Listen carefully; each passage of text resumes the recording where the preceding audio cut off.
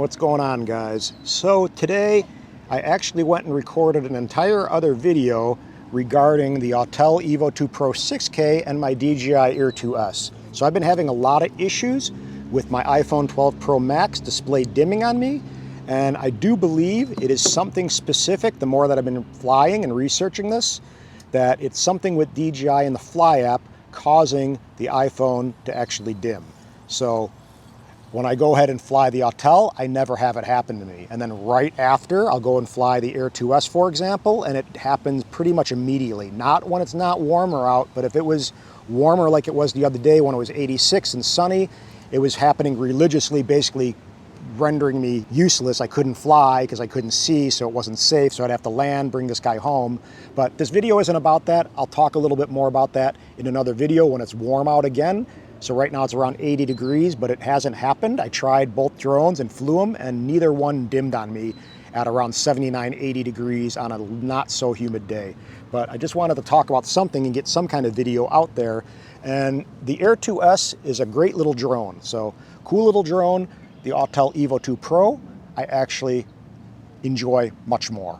And why do I enjoy it much more? I enjoy it much more because first off, there's no geofencing. Like for example, right now I'm in not a restricted area, but an area that requires you to unlock it with DJI. With this, I don't have to mess around with that at all. Of course, you still have to abide by local airspace regulations and what's going on and see if there's any no-fly zones or anything like that.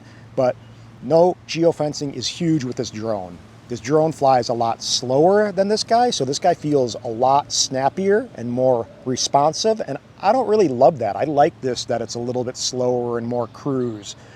I don't know, maybe it's just a Hawaii thing, being more chill and island style, laid back, but this orange drone is just cool to fly, and I don't know why it's cool to fly. I don't really love, where is the controller? Oh, here's the controller. I don't really love this controller. The smart controller is coming out very soon. I do have one pre-ordered, but it's pretty large, and we're going to see if it's an improvement. And one of the things with this Autel Evo 2 Pro I'm noticing is the fact that there's connectivity issues. So I have issues with my iPhone and the Autel Explorer app when flying, that it doesn't always register my settings correctly and take the settings. But again, with my DJI drones, this iPhone display dimming is far more of an issue and way more of an annoying thing that I got to contend with, because it basically makes it useless to fly. You just can't fly, you can't see. So you got to land, wait for this thing to cool down, and it seems to happen pretty much immediately again.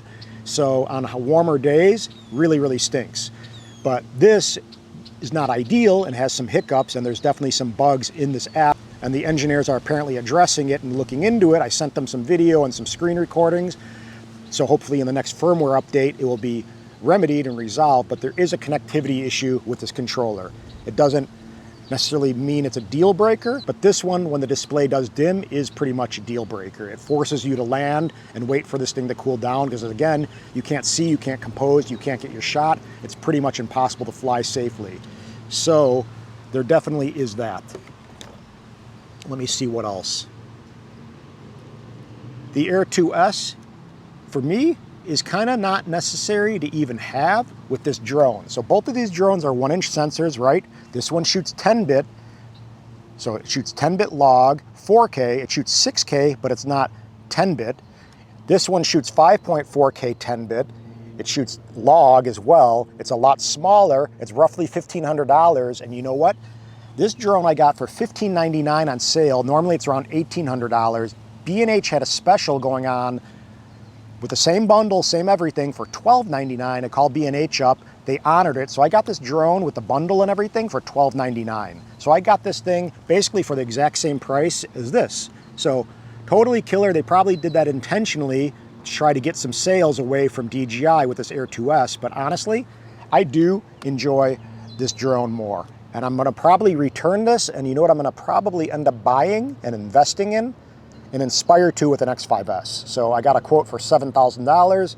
I'm gonna most likely pull the trigger by next week and get an Inspire 2 with an X5S, a large crystal sky display, extra set of batteries. I'm gonna hold off on the actual licenses for ProRes and DNG RAW and the SSD drives. So that's probably another $3,500 I gotta invest into that drone afterwards. But I do feel I will get work out of that drone, and it's going to be a way better choice. So I'm sacrificing some of these drones and these smaller things that I don't necessarily need right now, and they're just basically the same drone, just different. And I do enjoy this guy more, so I'm going to most likely end up returning this. I have a return actually set up.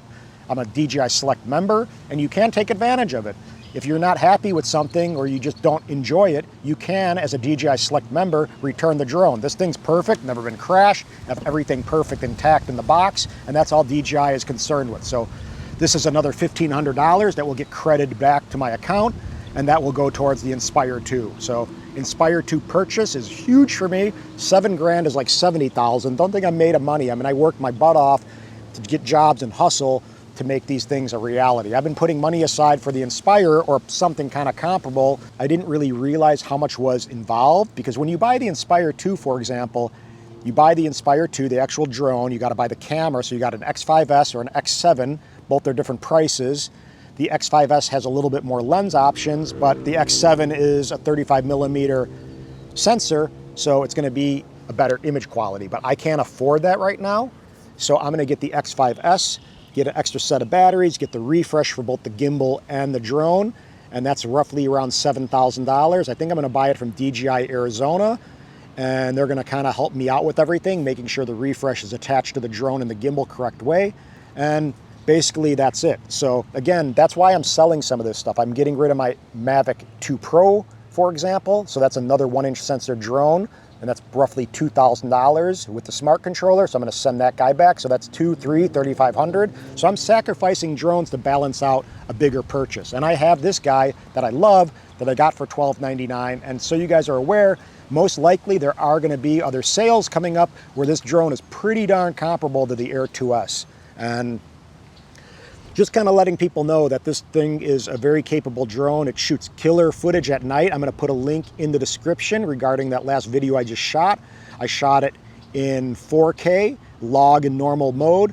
Thing flew great in low light. I have a little firehouse strobe. I'm going to show you guys right now.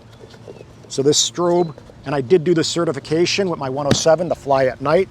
I got this little strobe right here. This allows me, I put it right up here, and it allows me to fly safely at night, legally at night, and all was good. And the footage looks pretty cool, so let me know what you guys think of that edit. That was a pretty quick night in the city. I didn't spend too much time shooting, but I did a little shoot edit, and again, rendered pretty darn well as far as the quality. I definitely thought the log looked better. It gave you more range, of course, but again, these two drones, both killer drones. I personally thought the Air 2 was a way better price point. For almost $1,500 with the refresh and everything, I think this is the better call. So that's just my little talk story regarding these two drones right now. And again, this one shoots 4K, 60 frames per second. It does crop, it does shoot 5.4K. This one shoots 6K, but it does do the 5.4K in 10-bit. This one doesn't, but I don't think it's really that big of a deal. Most people aren't going to be outputting 5.4K anyway. It's going to be 4K content. So with that being said, I honestly don't even shoot this drone in 6K, hardly ever. If you were shooting in 6K, you'd probably be wanting to crop in on something to kind of get it back to 4K. But regardless, just a quick little talk story about these two drones, because as I said, I just went ahead and flew both of these drones to see if my display would dim on me, and it didn't. So I'm not even going to waste my time putting together an edit for that video. And that's it, guys.